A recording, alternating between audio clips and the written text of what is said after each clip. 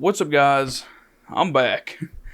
Um, so you guys just saw my spoiler-free kind of out of theater reaction to Halloween Ends.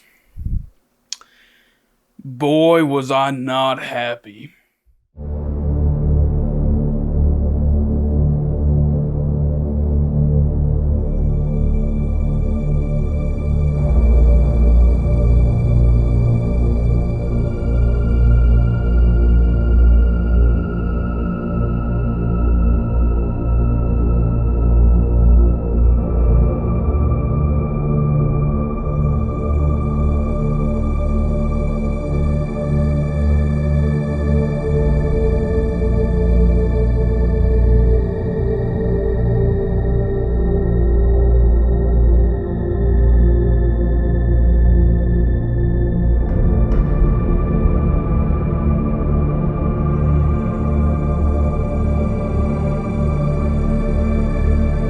Alright guys, I'm back once again with another movie review. This is going to be spoiler filled.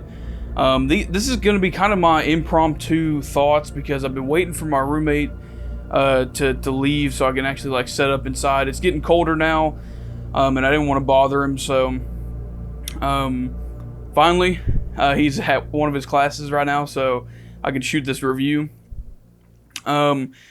Straight up, this video is one that I have feared to make. One where I don't review any of the Halloween films in a way that is respectful. I'm going to try my best to do so. I don't want to sit here and ramble on and on and on and cuss, because I don't think that's going to do anything good. I do think that this movie has a lot of problems. There is some things that I like. Don't get me wrong. There is some things that I like. And that they're clearly bold. Very bold to do. But as you can tell by the recent, on social media alone, this movie is getting torn to pieces. And, honestly, it was very foolish of them to make I would say, anthological film. An anthology film as the last chapter of this trilogy. I would say that's extremely foolish as filmmakers. All you had to do was stick the landing, and they failed. They failed bad. So I guess we'll go, play by play throughout the film, the shit that I didn't like and the stuff that I did. So the things that I did like was the opening. The opening struck me because it's not a typical Halloween opening. You get Corey being introduced, which is a new character that we had we had no clue about. We don't know who this guy is. It's a year after the events of Halloween 2018 and Halloween Kills, so we have no clue why we should be following this guy.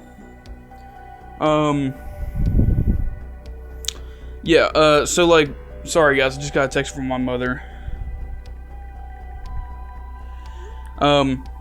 I apologize.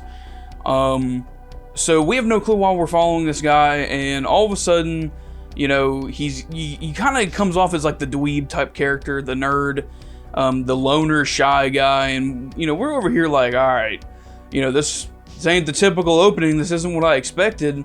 Me personally, when I walked into this, I expected like at least 5-10 minutes of the aftermath of 2018, something in the vein of like. What they did with Halloween Kills, showing the flashback to 78. I expected them, arresting Michael and all this shit, and the movie would be placed at like a mental hospital, but that clearly wasn't the case. So basically, Corey, he's babysitting this kid, and ends up accidentally killing this kid when the kid starts being a little shit. Pardon the language. He starts being a little brat, which honestly I thought was kind of strange. And it was really weird how he says that Michael doesn't kill kids when he kills, like he basically says Michael only kills babysitters, not kids. In this timeline, that is not true. He kills a kid in 2018, so that's okay.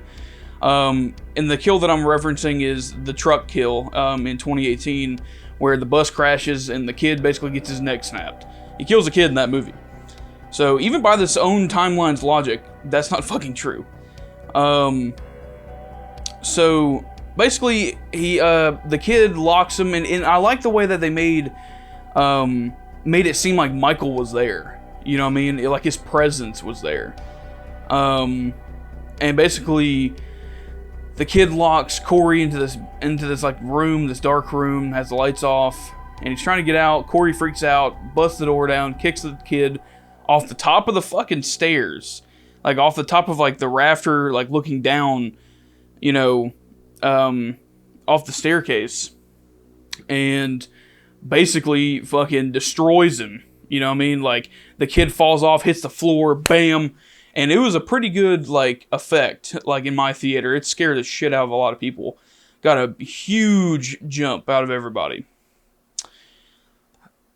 That was good.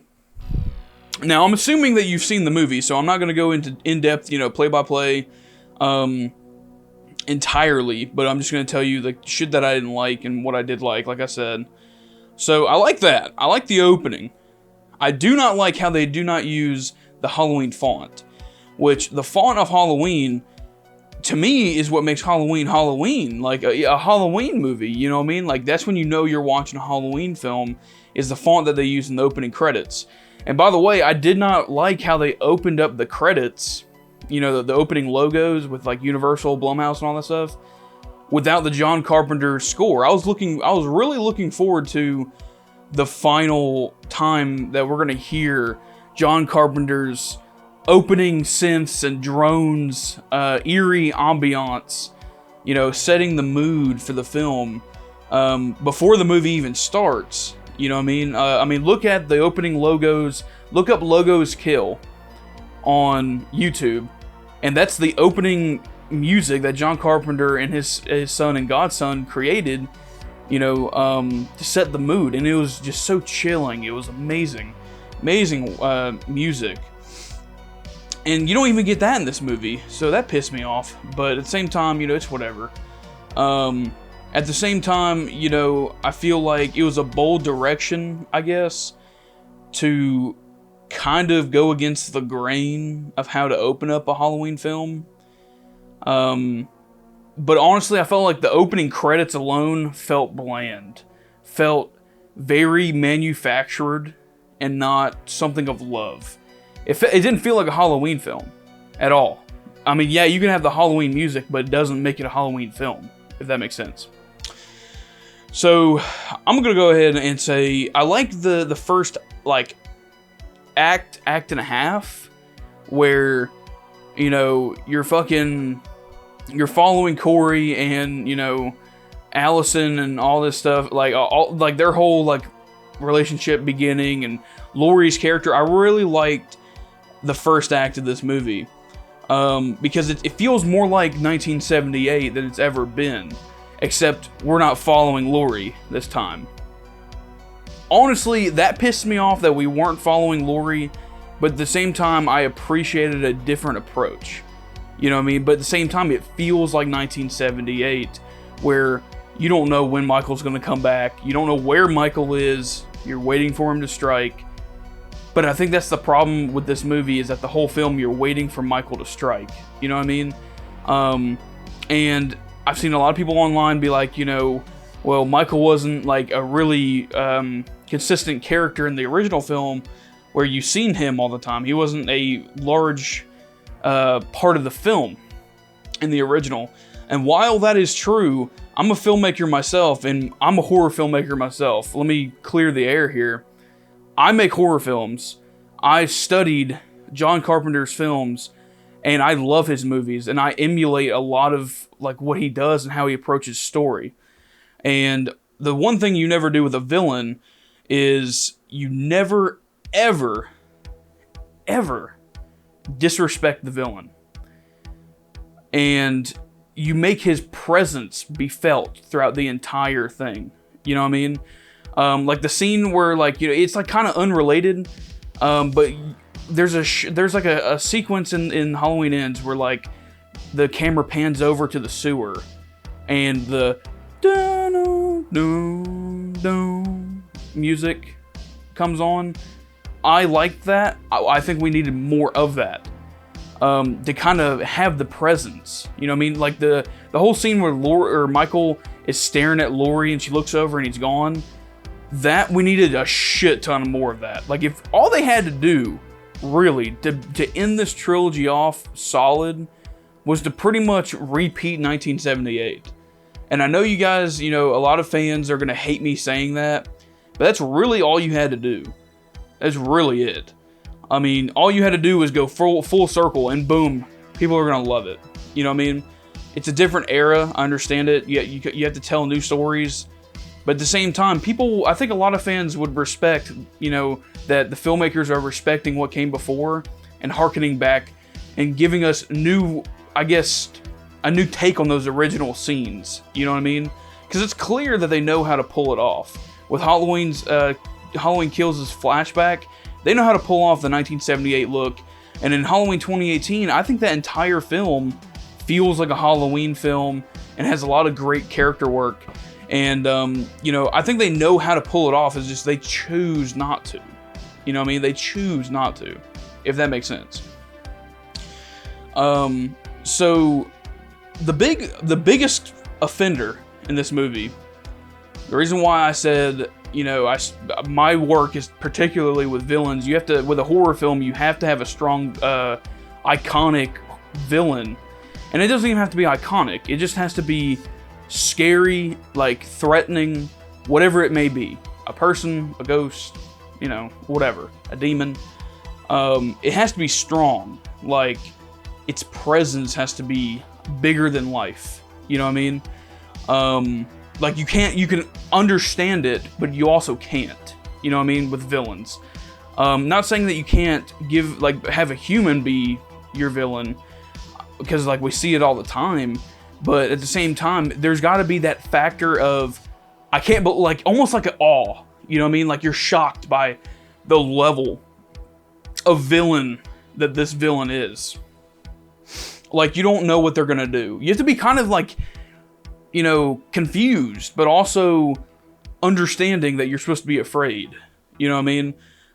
Because I think the unnatural is what gives horror films, the horror. The tension, the suspense, because you don't know what the fuck's gonna happen. You know what I mean?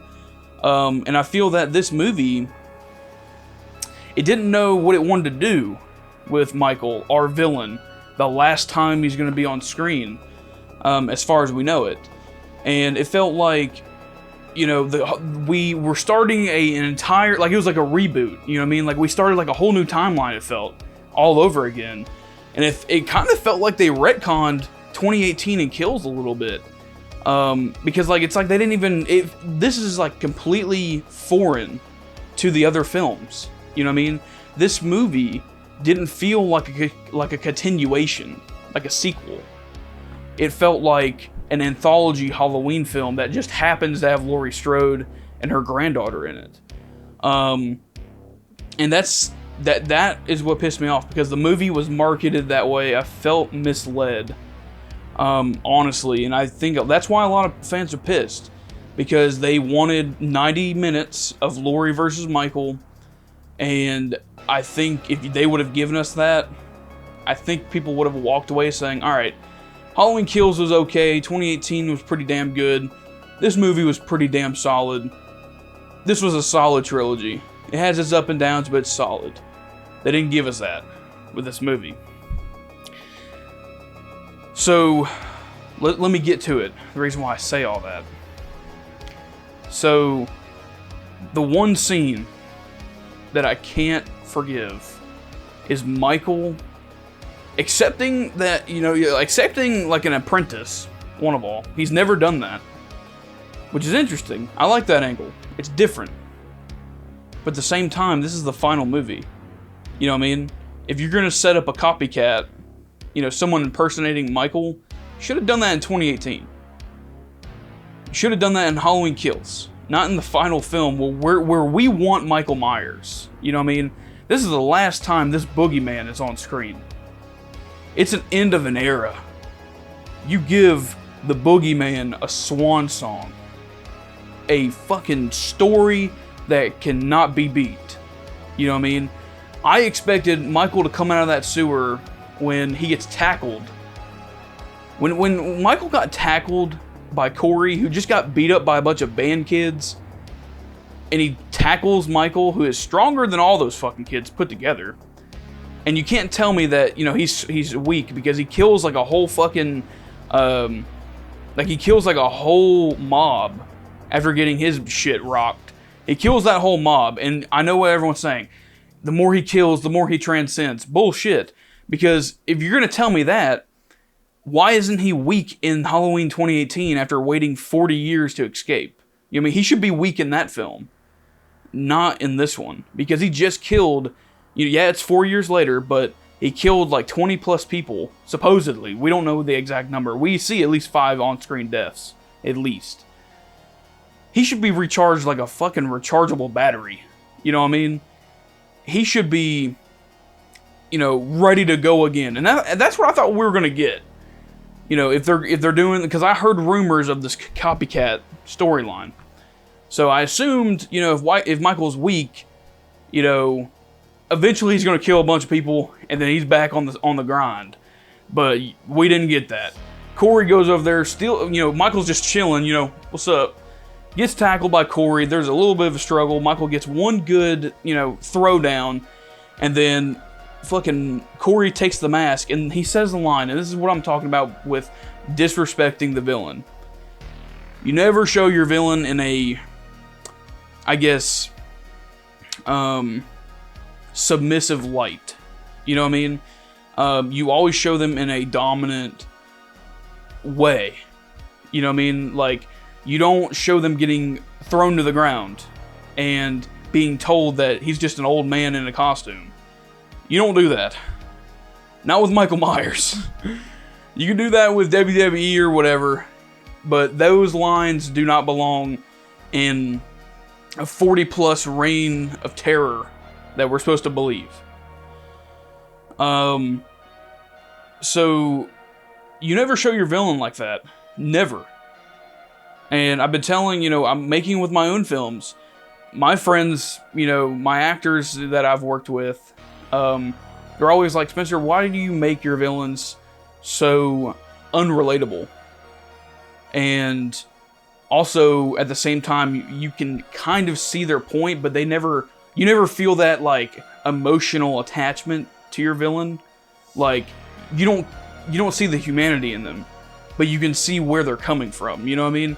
You don't see, like, and like, my answer to that has always been, I want people to understand the villains, why the way they do what they do, but I don't want to give you all the answers so that the story, you know what I mean, the story's too fleshed out, if that makes sense.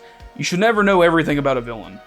You should know, like, the dialogue with villains should always be kind of ambiguous, I think. Should never, like, they should be talking like crazy mugs. Like, you don't know what the fuck they're talking about. But it's scary as shit what they're saying, you know what I mean? That's what makes great villains, in my opinion. I mean, look at, like, you know, Silence of the Lambs, Exorcist 3. You know, some of their like, they're crazy people. Some of them make sense. Like, in a twisted way, you can agree with some of the shit that they do. In this movie, Michael Myers doesn't talk. But at the same time, he is a little bitch throughout the entire film. He is getting sidelined in his own movie. Make no mistake, and I know Jamie Lee Curtis said this, that she doesn't give a fuck about Michael. Well, guess what? The people who have been lining your pockets do. Okay?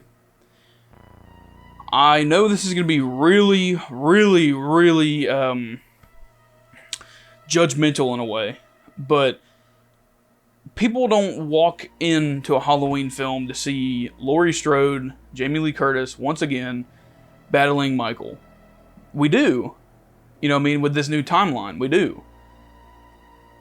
But at the same time, there's been other Halloween films that didn't have Laurie Strode in it. And a lot of us, including myself, don't want to deal with like another Laurie Strode timeline. We want to see Michael unleashed. You know, what does he get up to? You know what I mean? Like, how does he stalk people? You know, what are some things, like, I want to see new things developed. You know, like, I want to see, like, I thought in this movie we're going to get it different, which is what I want. I thought Michael was going to come out of that sewer coming after his mask, and he was going to go kill people without even a mask. You know what I mean? And I was like, if they do that, I will fucking start clapping. Because, holy shit, they finally listened. But my idea was he was just going to go back to the hardware store in Haddonfield, just like in 78, and get the mask and the overalls or coveralls or whatever, and a couple of knives, and he was going to go back out for just one more time. Just one last slaying. One last massacre for the road. You know what I mean? That's what I thought he was going to do. We didn't get that. I wanted it bad. It was sorely missing in this last one. In this film. It was just... I wanted one last ride. You know what I mean? One last swan song of terror. But we didn't get it. We have Corey walking around like an edgy teen. Killing people. Random ass people who, yeah, they're mean to him, but at the same time, I feel like this movie's message is kind of harmful in a way, because, you know, I think we've all dealt with a degree of bullying, you know what I mean? I think that we've all dealt with it. But at the same time, this movie is just like, you know, I don't know, it just seems either too hokey or unbelievable that he, you know, yeah, he gets shit on, but like, I don't know, it's not okay that he goes out and starts wanting to be Michael Myers, you know what I mean? I understand why they went that route, and I know there was obvious inspiration from Christine, but to me, that Christine storyline works because the filmmaking side of it, the actual filmmakers behind it, you know, John Carpenter, cared more about the story. And this is what I want to kind of get through to you guys' heads. You know, I know you guys, you know, I don't know if you guys are new subscribers or old subscribers, but scares and villains and our main characters, you know, all the acting, you know, you can have the best actors in the world, but if you don't have a great story to back it up, it's not a great movie. You know what I mean? You gotta have it all. It can't be just one thing. You know what I mean? Like, look at Terrifier 2, right? That movie has it all. You know what I mean? It has decent acting. I would say it's above average. Some actors and actresses in that film is not that great, but I think they all do a relatively great job. The special effects are great. The villain of Art the Clown is great, and they give you what you want. You know what I mean? So, and the music's great. And I mean, everything just works. You know what I mean? Everything just works. And this film, you know, I just don't think that the filmmakers had a good, like, hold on the material. Didn't have a good understanding of the material of Christine or their own timeline, their own trilogy here. I feel like that the film wasn't exactly well thought out. And that sucks, because this is the last one. Now, this is where the movie kind of starts getting better, but it kind of pissed me off. Alright, so basically, you know, Michael makes it to, or Corey goes back and tries to kill Laurie. I'm sure I'm missing some stuff. The whole thing with, like, you know, Corey, you know, fucking killing the kids, the band kids, that was cool. That was alright. But I know it's not Michael Myers, so it doesn't work for me. You know, I don't know, it's just something, it's different, because I know it's not Michael Myers, so it's just whatever, you know what I mean? Up to this point, you know what I mean, like, oh, the part about, like, the doctor, you know, in bed with, like, one of the nurses, or, like, the chick that just got a promotion at Allison's job, that whole scene with Michael and Corey tag teaming, that was okay. But that's where I started hating the movie. But the part that the movie started getting better for me where it started feeling like it was a part of the, the Halloween franchise, was when Corey dies, Michael is at the house, the big fight, what this whole movie has been building up to. The big fight, the final confrontation, this is it. Michael v. Laurie, all day long, baby. Here we go. It's what this movie was advertised with, which is only like 5% of the movie.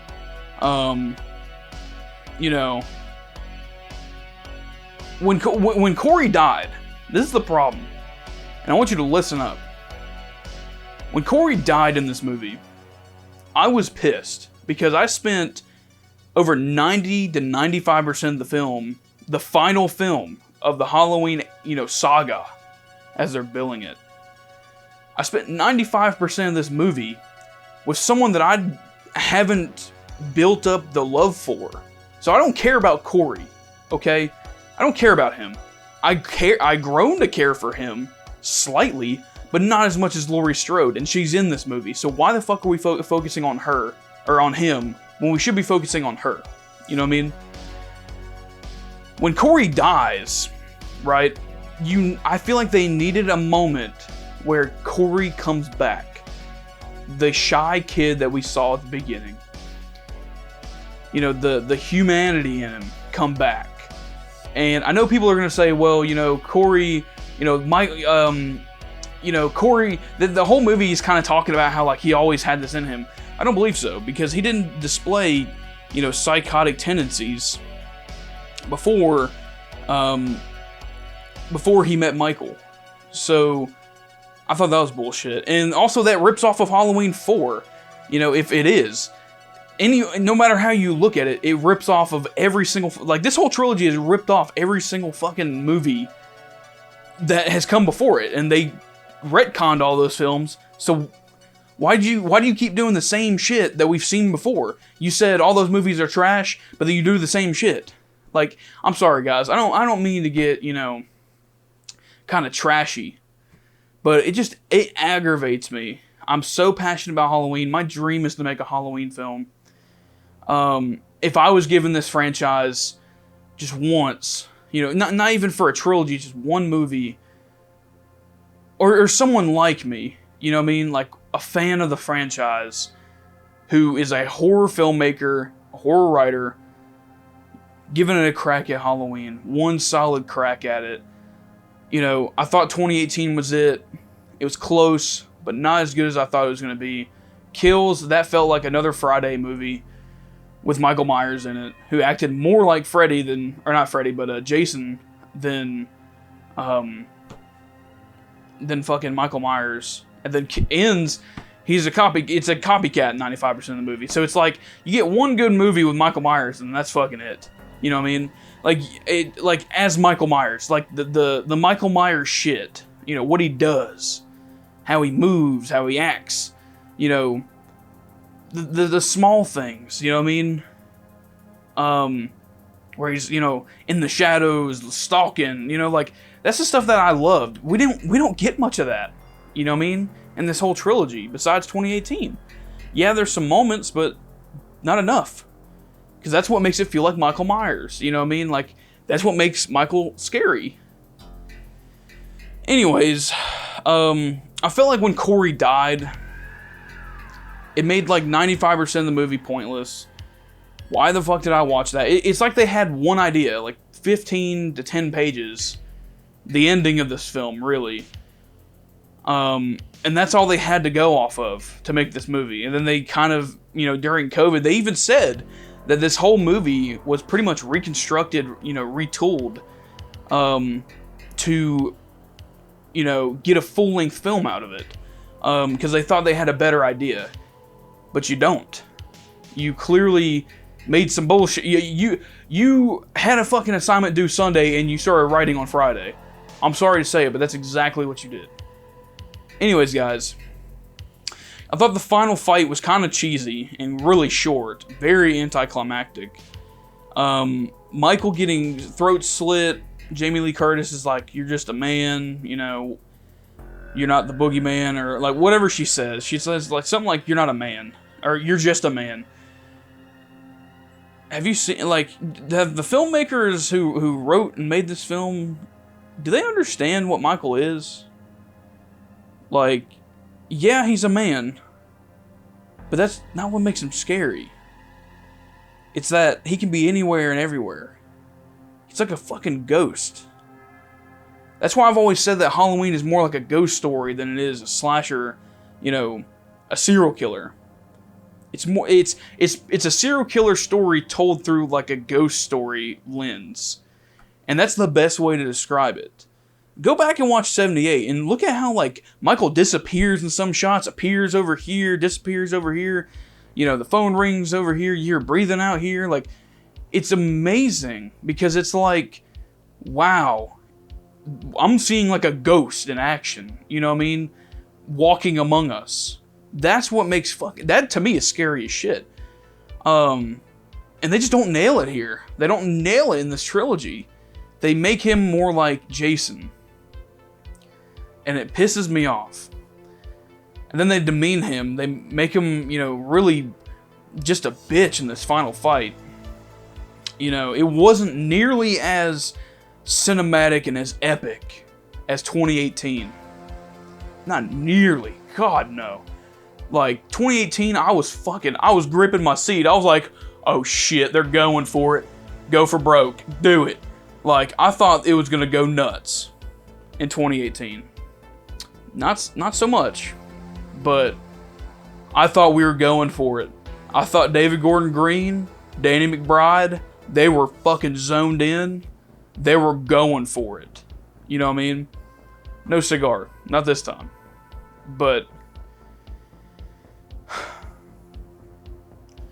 I guess, you know, what I need to say here, guys, is yes, the movie was disappointing. And there are some, you know, and let me preface this. I'm someone who likes this film. This is not a terrible film. You know, it's just the decisions baffle me. The last decision and the last thing I want to talk about is the ending. The very last 3 minutes. Michael getting crushed into a fucking, like, I guess disintegrator of some, not a disintegrator, it's like some crushing thing, truck thing. Crushing him up. I was like, that's how you, and the whole town comes out like everyone's been affected, you know, which I thought was fucking weird. You know, it's like 3 o'clock in the morning and everyone's just coming out, you know, to come see Michael die.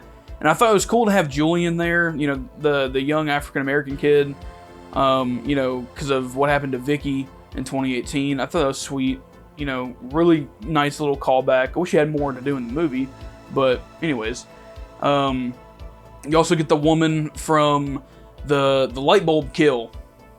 She survived in this movie. And I like that. I like that aspect that Laurie's kind of like Michael in a way too, where he's kind of like a ghost, like, you know, and the town blames her and all this shit. That angle of it, the kind of political, social aspect of it, that was really strange. But at the same time, you know, what are you gonna do? It was really weird. You know what I mean? The way they did it. So, you know, I don't really care about all that. I'm more interested in the dynamic between Laurie and Michael in this film. So, by the end of it, you know, you get Michael getting absolutely crushed. You know, at the end of the day, it's a way to kill him. I wouldn't have killed him that way myself. And it's clear as day, it's Michael. You know what I mean? Like, you see part of his face. It's him. And it's a pretty gnarly death for an iconic horror villain. But at the same time, I don't think that this movie should have ended so safe and so, you know, happily ever after type shit.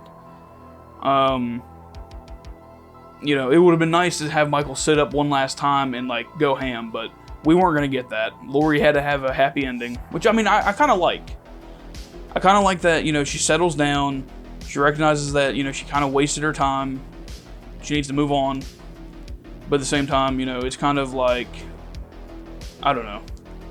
It's just not a satisfying ending. at the end of the day, guys, this movie, it'll have its fans. And it'll also have its haters. It'll have defenders. And it'll have people who just absolutely want to throw up in their mouths every time you talk about this film. I'm not one of them. I'm in the middle, you know. This movie just wasn't what I expected. And I am disappointed, like much of you. But at the same time, you know, what are we gonna do? You know what I mean? We're gonna get another film in like 10, 15 years. Hell, I don't think it's gonna take that long for us to get another reboot anytime soon. I think we're probably gonna get one here in like 5, 7 years. Like, I know how long that sounds, but after how much money they've made on this franchise with this trilogy, money talks. They'll get another filmmaker, and hopefully next time it's someone who respects the material and understands it, and it's horror filmmakers this time. That's the one critique I've had of Jason Blum and his decisions sometimes. I just really think that he picks the most off-the-wall people to make horror films. But at the same time, he's a fantastic producer. I think everyone behind the films tried the best to please the fans, but also tell stories that aren't exactly the most inviting to old school horror fans. They're trying to tell stories for new audiences, and I respect it. But at the same time, you kind of have to, in a way, play it safe and give fans what they want. You know what I mean? You can't really go for a new kind of reboot storyline in the final film, an anthology film in the final film of this trilogy. You just don't do that. So at the end of the day, guys, you know, if I had to rate it out of 5, I'd probably give it about a 3.2, 3.5, somewhere in that range. But at the same time, I think that as time, you know, lets the dust settle, lets the ashes settle for this film, I think this film will get like worse with age.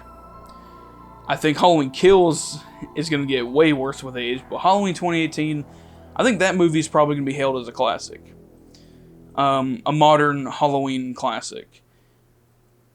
Do I agree with that notion? No. I don't think any of these movies are classics.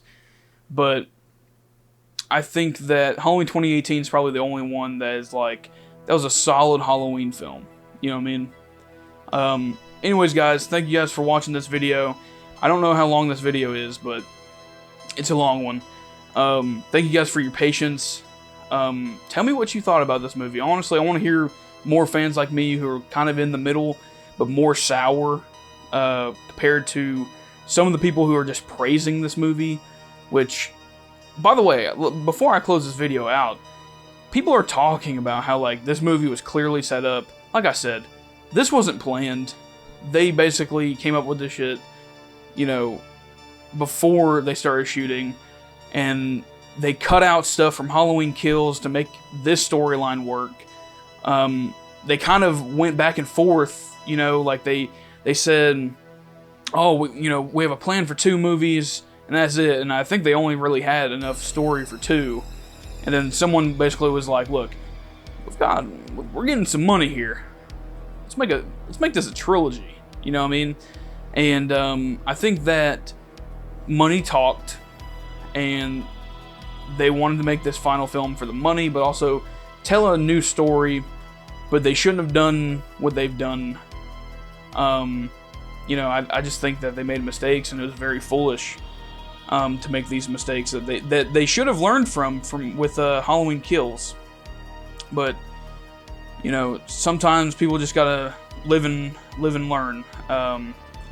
So yeah, I mean, like, these films were just like, they had Halloween 2018, Halloween Kills, and something happened. They changed something, like they changed up the whole film of Halloween Ends because of the what we got. The story that they gave us in Halloween Ends is something different than what we were supposed to have. You know what I mean? What they planned. So it's different. You know what I mean? Like, they changed it because they felt like they had a new story to tell, a better story to tell, and I respect that. But it was just mighty foolish. So yeah, guys, I appreciate you guys watching this video. I love you guys to death. Thank you guys for all the most recent subscribers and all my old school subscribers. You know, thank you guys for watching. Thank you guys for being patient. See you guys in the next video.